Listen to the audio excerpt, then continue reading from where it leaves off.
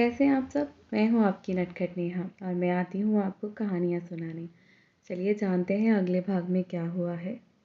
जिया तो बस विराज को देख रही थी। उसे पता ही नहीं था कि विराज की आंखें खुल चुकी हैं। वो नींद से जाग गया था। विराज ने अपनी आंखें खोल जिया की तरफ देखा। ये देख जिया उससे दूर होने की कोशिश करती है और इसी चक्कर में वो दोनों ही नीचे गिर गए। नीचे फर्श काफ़ी ठंडा था क्योंकि सर्दी का महीना था। विराज नीचे था और जिया उसके ऊपर थी। जिया ने पहले ये सब नोटिस नहीं किया था कि विराज ने तो शर्ट भी नहीं पहनी है। ये कब हुआ? शायद नींद में। वह थोड़ा सा शर्मा भी रही थी। वो क्या करती? वो बस कहती है मैं वो। विराज हल्का सा हंसते हुए कहता है, मैं कोई गैर तो नहीं हूँ और तुम मेरा नींद में फ़ायदा उठा रही थी। तुम वैसे भी मुझे किस कर सकती हो, लेकिन मैं कोई छोटा बच्चा नहीं हूँ कि तुम मेरे फोरहेड पर किस करो। अगर किस करनी है तो यहाँ करो। वो अपनी उंगलियों से अपने होठों की तरफ इशारा कर रहा था। जिया को इतनी ज़्यादा शर्म आ रही थी ना, उसे लगा कि उसे भाग जाना चाहिए। जिया को इतना शर्माता देखकर विराज हंसने लगता है। वो बहुत प्यार से कहता है, तुम बहुत क्यूट हो। मैं बहुत खुश हूँ कि सिर्फ मेरी हो तुम और हमेशा मेरी ही रहना। हमारे बीच कोई भी नहीं आ सकता, ना कोई सच ना ही कोई झूठ। विराज ने ये बात बहुत ही खुशी से कही थी, लेकिन विराज की ऐसी बातें जिया को डराती थी। विराज की बातों में पागलपन कभी कभी साफ दिखाई देता था और जिया अंदर तक कांप जाती थी ये सोचकर कि उसका सच बाहर आएगा तो कैसा होगा। जिया विराज को देखकर काफ़ी नर्वस महसूस कर रही थी। वो विराज की तरफ देखकर कहती है, उठ जाइए ना। तो विराज पर इस बात का कोई असर नहीं था। वो तो उल्टा उसे और करीब करते हुए कहता है, पहले ये बताओ, क्या मैं कोई गैर हूँ जो तुम हमेशा मुझसे घबराती रहती हो? जिया ने अपनी आंखें झुका ली। उसके होठ हल्के से कांप रहे थे। वो काफ़ी नर्वस थी। उसे इस तरह शर्माता देखकर विराज बहुत ज़्यादा खुश होता है। जिया हमेशा ही लाल हो जाया करती थी। विराज अपने गालों से जिया की गालों को हल्का सा रगड़ता है, जिससे उसकी दाढ़ी उसके चेहरे पर चुभने लगती है। ये देखकर जिया के मुंह से अजीब सी आवाज़ भी निकल जाती है। ये देखकर विराज उससे पूछता है, तुम इस तरह की आवाज़ क्यों कर रही हो? हमने तो ऐसा कुछ भी नहीं किया है। जिया ने काफ़ी चिढ़ते हुए कहा, ये दाढ़ी मुझे चुभ रही है। आप इस तरह मत करो। ये सुनकर विराज फिर से ज़ोर ज़ोर से हंसता है। उसने सोचा उसकी जिया का क्या होगा। दोनों अपनी ही मस्ती में लगे हुए थे कि जिया के रूम पर कोई नॉक करता है। जिया एकदम से खुद को विराज से दूर कर लेती है क्योंकि वो दोनों काफ़ी करीब थे और बिना सोचे समझे काफ़ी एक दूसरे के करीब आ चुके थे। विराज ने भी ज़्यादा तंग नहीं किया।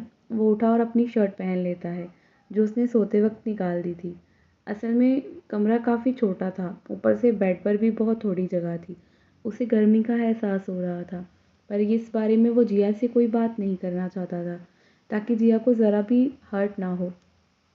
वो जिया के साथ है, वो बस इसी बात से खुश था। जिया ने खुद को अच्छे से ठीक किया और डोर खोला। सामने उसका भाई खड़ा था जो घूरकर जिया को देख रहा था। सॉम ने मुंह बनाकर कहा, कितनी देर से डोर बजा रहा हूँ मैं। कहाँ बिजी हो? क्या तुम कुछ खेल रही थी या तुम कुछ कर रही थी? अब जिया बेचारी क्या ही कहती कि वो कहाँ बिजी थी। उसका पति उसे तंग कर रहा था।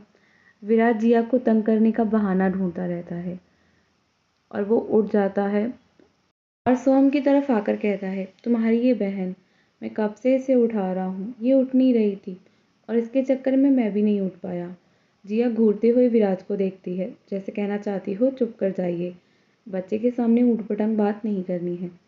सोम बेचारा क्या कर सकता है, उन्हें देखता है और छोटा सा मुंह बना लेता है और कहता है, मम्मी पापा नीचे बुला रहे हैं, थोड़ी देर में नाश्ता लग जाएगा, आप लोग फ्रेश होकर नीचे आ जाओ।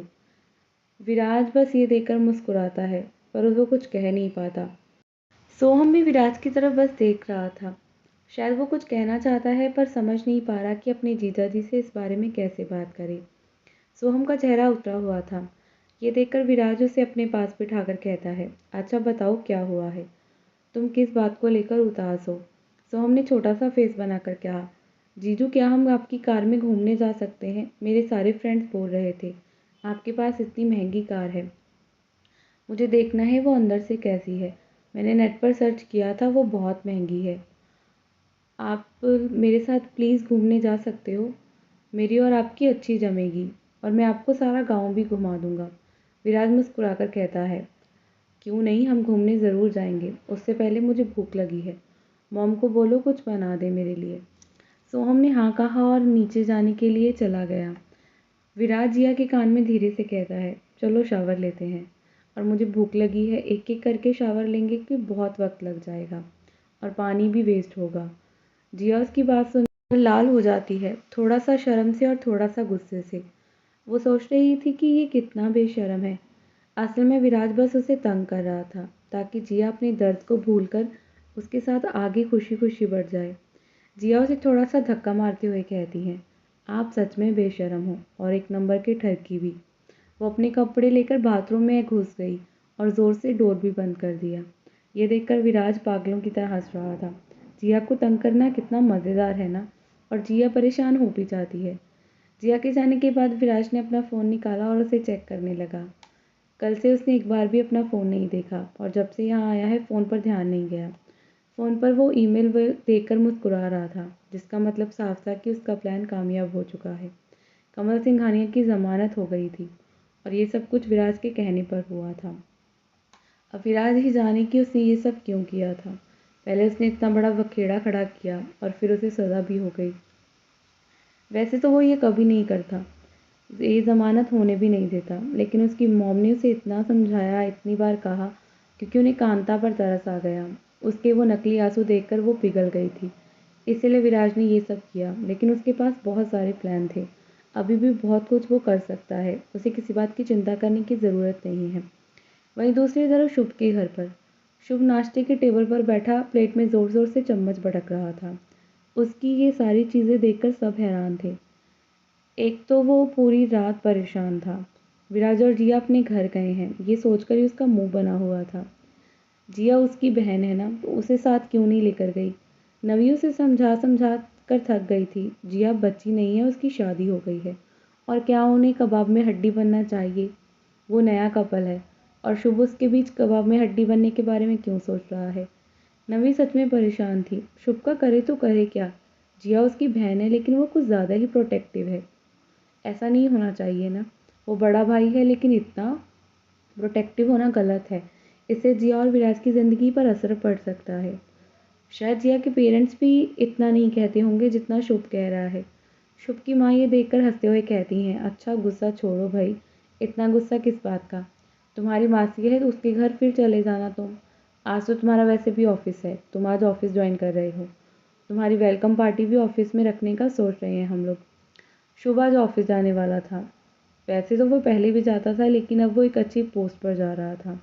उसके पिता ने उस पर भरोसा किया, उसे कंपनी का सीईओ बना दिया था। उसकी शादी होने के बाद उसकी रिस्पॉन्सिबिलिटीज़ बढ़ गई थी। शुभ चम्मच को पटकते हुए कहता है, मुझे कोई वेलकम पार्टी नहीं चाहिए। पहले जिया को गांव से आ लेने दो। वो मेरी बहन है और देखो मेरे साथ क्या किया। वो ऐसा कैसे मेरे साथ कर सकती है। वो गांव जा रही थी और मुझे साथ भी नहीं लेकर गई। नवी सच में अपना सिर फोड़ना चाहती थी। ये शुभ का वो क्या करे। वो हल्का गुस्सा करते हुए कहती है, अगर तुम्हारा हो गया तो हम अपनी पग फेरी की रस्म के लिए चलें। और वैसे भी तुम्हारे ये काम मुझे समझ नहीं आते। और मौसा जी ने फ़ोन करके बताया था। ये सब बखेड़ा क्यों खड़ा कर रही हो। जिया और विराज कहीं भी जा सकते हैं। हम खुद उन्हें अकेले जाने की सलाह देंगे। वो दोनों अभी अभी शादी करके नई ज़िंदगी शुरू कर रहे हैं और ये सब नॉर्मल होता है। शुभ बिना सुने ही गुस्से से उठकर जा चुका था और मन में सोच रहा था कि विराज को मैं छोड़ूंगा नहीं। उसने पूरे घर वालों को अपने तरफ कर लिया, यहाँ तक कि मेरी बहन को भी। वो एक नंबर का साला है। उसकी ऐसी बातें सुनकर तो सब लोग हंसने लगते हैं। वो क्या ही करे। शुभ इतना अजीब क्यों बिहेव कर रहा है। वो साथ में गालियाँ भी दे रहा था। उसके जाने के बाद सब लोग बस हंस सकते थे। जिया के लिए एक भाई इतना प्रोटेक्टिव है और दूसरा भी छोटा है, ये सोचकर सब लोग थोड़े हैरान थे। जिया के घर पर सब लोग नाश्ता कर रहे थे।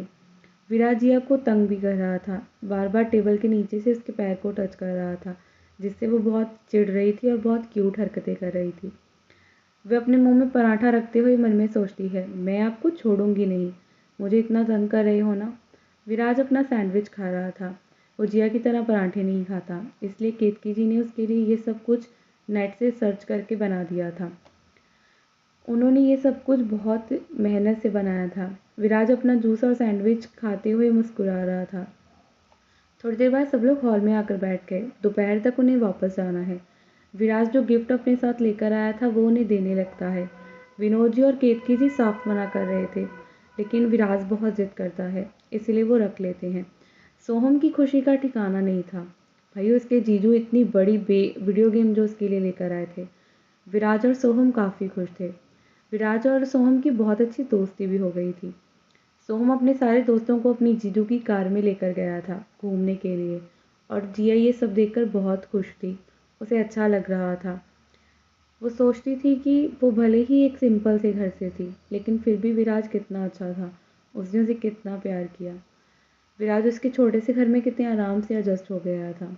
जिया के माता पिता भी खुश थे। विराज में कोई दिखावा नहीं था, सादगी उसके अंदर भरी हुई थी। जिया को जाते वक्त कॉलेज जाना था। अपने एग्ज़ाम के बारे में सोचने के बाद वो थोड़ी परेशान भी थी। असल में अगले महीने उसके एग्ज़ाम है, और विराज चाहता है वो अपने एग्ज़ाम और अपना कॉलेज ट्रांसफ़र करा ले, ताकि बार बार उसे यहाँ ना आना पड़े, और अपनी पढ़ाई तो वो नहीं छोड़ सकती ना। जिया पढ़ने लिखने में काफ़ी लायक है और बहुत ही रिस्पॉन्सिबल भी है।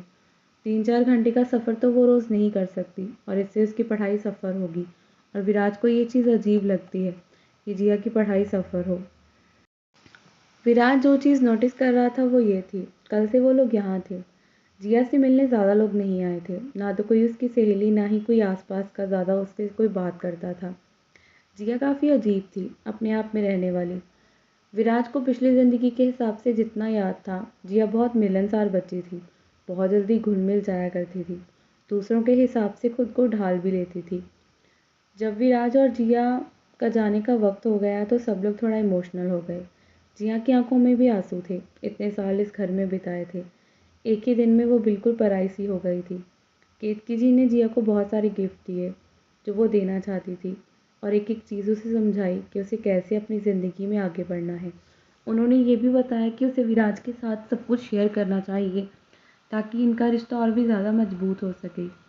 जिया उनकी बातों का मतलब अच्छे से समझ गई। सबसे मिलने के बाद वो लोग जिया के कॉलेज की तरफ निकल गए। जिया के चेहरे पर उदासी थी, अपने घर वालों से दूर जाने की उदासी। वहीं दूसरी तरफ विराज के घर पर सरिता जी हॉल में बैठी हुई थी। सामने कमल सिंघानिया और कांता भी बैठे हुए थे। वो लोग सीधा घर ही आए थे, लेकिन ना शुक्रगुजार थे। बेल कराने के बाद भी सरिता जी को काफ़ी कुछ सुनने को मिल रहा था। कमल सिंघानिया अपना पूरा गुस्सा ही उन पर उतार रहा था। शायद ये इसलिए था कि विराज को सीईओ की पोस्ट मिल गई थी। कमल सिंघानिया पूरा गुस्सा सरिता जी पर उतारने में लगा हुआ था। तो वहीं दूसरी तरफ विराज की कार में बिल्कुल शांति थी। जिया खिड़की से बाहर देख रही थी। हरियाली ही हरियाली। गांव की लाइफ भागदौड़ से काफ़ी दूर है। यहाँ की ज़िंदगी सुलझी हुई थी। शहर की तरह ज़्यादा गाड़ियाँ भी नहीं थी। विराज ने जिया के हाथ को थामा हुआ था। उसने बहुत प्यार से कहा, तुम्हारे मम्मी पापा से जब भी तुम्हारे मिलने का मन हो हम आते रहेंगे। तुम उदास क्यों हो? जिया बिना उसे देखे कहती है, बस कुछ नहीं। इस वक्त गाड़ी कच्ची सड़क पर जा रही थी। रास्ता गांव से शहर से जुड़ता है। विराज गाड़ी साइड पर पार्क कर देता है और बाहर निकल जाता है। दूसरी तरफ आकर जिया को भी बाहर निकालता है। शायद उसे पता था कि जिया को कुछ बताना है उसे, पर वो बता नहीं पा रही, और कुछ है जो बहुत बड़ा है। जिया के घर से निकलते वक्त जिया के पिता ने विराज से कहा था, उसकी ज़िंदगी का एक सच है जो तुम्हें पता होना चाहिए। मैं चाहता हूँ मेरी बेटी तुम्हें वो बताए, तुम पर भरोसा करे। ठंडी हवा बहुत ज़्यादा थी। हल्की धूप थी। ठंड का महीना। आसपास बस खेत और हरियाली आंखों को संतुष्टि देने वाला भाव था। विराज कार से टिककर खड़ा हो गया। जिया बिल्कुल सामने ही खड़ी थी। उसके हाथ कांप रहे थे। उसने अपना चेहरा नीचे किए हुए था, जैसे वो खुद को दोषी मान रही हो। वो खुद को समझा रही हो कि उसे और छुपाना नहीं चाहिए। उसे अपने पति को सब कुछ बता देना चाहिए। उसने कांपते हुए होठों के साथ कहा, विराज। उसके होंठ सच में कांप रहे थे। विराज ने उसके चेहरे को थाम लिया अपने हाथों से। उसके ठंडे हाथों ने जिया के गर्म चेहरे को छुआ, जैसे वो उसे हौसला दे रहा हो कि तुम मुझे कुछ भी कह सकती हो। ऐसा कुछ भी नहीं है जो हमारे बीच छुपा हुआ हो। जिया ने अपना सिर झुकाया हुआ था। जिया की आंखों में आंसू भी थे। विराज उसकी आंखों में आंसू तो नहीं देख सकता। विराज ने अपना चेहरा जिया के चेहरे के पास किया और प्यार से कहा, तुम्हें अपना चेहरा झुकाने की क्या ज़रूरत है? तुमने ऐसा कोई काम नहीं किया कि तुम्हें अपना सिर झुकाना पड़े। उसकी आंखों में बस प्यार ही प्यार था। जिया ने अपना ही पलकें झुकाई और बार बार अपनी पलकों को झपकाया। जिया ने बहुत ही भावुकता से कहा, क्या मेरे बारे में जानने के बाद आप मुझसे प्यार कर पाओगे? जिया का ये सवाल विराज को पूरी तरह से हिला कर गया था। उसके अंदर किसी बम के धमाके की आवाज़ हुई हो। उसके कानों में सुनता महसूस हो रही थी। वो बहुत ही शांत था, पर फिर भी उसने पूछा कि क्या? उसने ऐसा क्यों पूछा? वो तो उसे इतना प्यार करता है कि उसके लिए मरकर लौट आया। एक पूरी ज़िंदगी उसके बिना रहने के बाद भी वो वापस आया सिर्फ उसके लिए। वो उसे किसी भी रूप में एक्सेप्ट कर सकता है। ऐसा कुछ भी नहीं है कि वो जिया से दूर जा सके। विराज ने जिया के चेहरे को अपने हाथों में भरते हुए अपना माथा उसके माथे से जोड़ते हुए कहा, भरोसा रखो मुझ पर। तुम्हें कभी हर्ट नहीं करूँगा। मुझे जानना है तुम्हारे साथ क्या हुआ है। सच क्या है? जिया, जो भी है तुम मुझे बता दो। तुम्हें क्यों छुपाना है मुझसे? तुम नींद में डर जाया करती हो। मुझे बहुत अटपटा लगता है ये। विराज की बातें जिया के दिल को छू कर गई थी। उसने अपनी लंबी सी सांसें ली और फिर बहुत ही शांत भाव से कहा, 2 साल पहले हम जब स्कूल में थे तो हमारा स्कूल का आखिरी साल था। गांव में ही हमने अपने स्कूल को ख़त्म किया है। बहुत अमीर लड़के भी थे जो हमारे स्कूल में पढ़ते थे। उनमें से एक ने हमें प्रपोज़ किया था और हमने मना कर दिया क्योंकि हमें अपनी पढ़ाई के अलावा इन सब चीज़ों का कुछ पता नहीं था। विराज महसूस कर सकता था कि वो डर रही है और कांप रही है। उसने देखा जिया की आंखें बंद हैं और बहुत मुश्किल से वो बोल पा रही थी। विराज ने उसे अपनी बाहों में भरते हुए कहा, क्या हुआ है बताओ? जिया ने रोते हुए कहा, उन्होंने हमें किडनैप किया। वो लोग 4 लोग थे। उन्होंने हमारे साथ ज़बरदस्ती करने की कोशिश की। हमें बहुत मारा। हम किसी तरह भाग निकले। हम बच गए। हम सड़क पर आ गए। हमारा एक्सीडेंट हुआ। जिया जब ये सब कुछ एक्सप्लेन कर रही थी तो वो आधा सच था। पूरा उसने विराज को नहीं बताया था और बाकी का सच आपको भी आगे आने वाले पार्ट्स में पता चलेगा। जिया फिर से कहती है, वो बहुत दर्दनाक था। विराज किसी खंजर की तरह अपने दिल में दर्द को महसूस कर सकता था। उसकी आंखों में गुस्सा भी था। उसने जिया को हल्का सा दूर करते हुए कहा, तुम क्यों डर रही हो? जिया बहुत रो रही थी कि विराज उसे छोड़ ना दे, कि ज़बरदस्ती भले ही गलत तरीके से होने की कोशिश हो पर की ना हो, पर ज़बरदस्ती ज़बरदस्ती होती है। उसकी आंखें लाल थी। भले ही कुछ गलत ना हुआ पर उसका किडनैप हुआ था। अगर वो लोग कामयाब हो जाते तो क्या होता? जिया की लाइफ नरक हो जाती। वो तो जिया भाग निकली। उसे पता था कि दीवार के उस पार सड़क है और बिल्कुल पास में ही लोग रहते हैं। जिया के भागने की कामयाबी ने ही उसकी इज्जत को बचा लिया था, पर उसका एक्सीडेंट बहुत बुरा था। वो मौत को हराकर वापस आई थी। ये सब कुछ विराज को नहीं पता था। विराज हैरानी से जिया की तरफ देख रहा था। 2 सालों से इस लड़की ने अपने अंदर इतना गहरा दर्द छुपा कर रखा था और कोई सोच भी नहीं सकता। सामने से वो बस हंसती, खेलती, मुस्कुराती लड़की थी। विराज ने उसे गले से लगाकर कहा, उन 4 को सज़ा मिली या नहीं? विराज की आवाज़ में गुस्सा था। जिया ने डरते हुए कहा, नहीं। विराज जानता था कि इस वक्त वो कितने गुस्से में है। वो उससे नफरत कर सकता है। वो उन लोगों को सज़ा ज़रूर दिलाएगा, लेकिन विराज को एहसास था कि जिया डर रही है। उसने उसे फिर से गले लगा लिया, उसकी पीठ को सहलाया और उसे शांत करते हुए कहा, और भी कुछ है जो तुम्हें बताना है? विराज बहुत ही ज़्यादा प्यार करता है जिया से। उसने उसे कहा, मैं कभी किसी को माफ़ नहीं करूँगा जो तुम्हें दर्द देगा, और तुम चिंता मत करो। जिसने भी तुम्हारे साथ गलत करने की कोशिश की है उसे सज़ा ज़रूर मिलेगी। जिया को बहुत अच्छा लगा कि विराज ने उसे समझा, उसे गलत नज़र से नहीं देखा। जब जिया शांत हुई तो विराज ने उसे पानी दिया। उसके आंसुओं को साफ करते हुए कहा, मुझे आराम से बताओ। मुझे एक एक चीज़ बताओ ताकि मैं सब कुछ ठीक कर सकूं। जिया उसकी तरफ देखकर कहती है, क्या आपको मुझसे नफ़रत हो रही है? विराज हल्का झुक के उसके माथे को किस करते हुए कहता है, तुमसे नफ़रत नहीं कर सकता। सुना है कभी कोई अपनी दिल से धड़कन से नफ़रत कर सके? तुम मेरी मोहब्बत हो। जिया के दिल में थोड़ी सी शांति थी। फिर उसने बताया कि उन 4 को सज़ा नहीं हो पाई। एक्सीडेंट के बाद जब हॉस्पिटल से मुझे घर लाया गया तो पापा पहले बहुत घबराए हुए थे। पहले ही वो लोग बहुत अमीर हैं। उन 4 लड़कों को पकड़ा तो था, पापा ने कोशिश भी की, लेकिन पुलिस वालों ने कहा इससे मेरी इज्जत पर दाग लग जाएगा। वो लोग बहुत अमीर हैं, किसी पॉलिटिशियन का बेटा था वो। उनके खिलाफ कार्रवाई नहीं हो पाई। पापा ने मेरा स्कूल छुड़वा दिया और मुझे दूर कॉलेज पढ़ने भेज दिया। लेकिन ये 2 साल बहुत मुश्किल थे। 2 साल के हादसे ने मुझे कभी भी जीने नहीं दिया। वो अंदर ही अंदर मुझे डराता रहता था। बहुत मुश्किलों से मैंने खुद को समझाया। इसलिए मैं कभी दोस्त या कोई सहेली नहीं बना पाई। मैं किसी पर भरोसा नहीं कर पाई।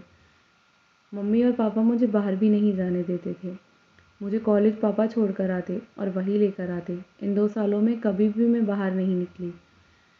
विराज समझ सकता था, उसकी पिछली ज़िंदगी में ये सब नहीं हुआ होगा, या फिर उसे पता नहीं है।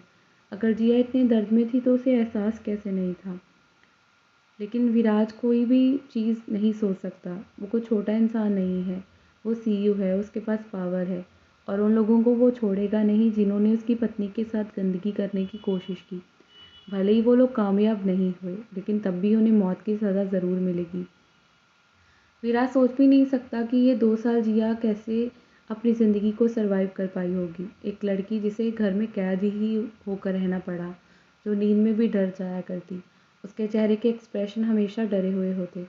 विराज समझ गया कि उसकी पिछली ज़िंदगी में जो उसने टॉर्चर सहा था, वो तो शायद बहुत कम था। उसकी शुरुआत तो बहुत साल पहले ही हो गई थी। विराज ने उसे गले लगाकर उसे बहुत शांत करते हुए कहा, मैं तुम्हें कभी खुद से दूर नहीं करूँगा और मैं तुम्हें दूर जाने भी नहीं दूँगा। थोड़ी देर बाद विराज और जिया कार में बैठ गए थे। कॉलेज के लिए निकल गए और फिर उन्हें घर भी जाना था। भले ही जिया सामने शांत थी, पर आंखों में उदासी थी और वहीं विराज की आंखों में नफरत और गुस्सा। वो उन लोगों को मौत देगा, ऐसी मौत की कोई सोच भी ना सकता हो। विराज का एक ऐसा रूप है जो किसी के सामने नहीं आया। वो पिछली ज़िंदगी में वो बन गया था, कोल्ड हार्टेड इंसान।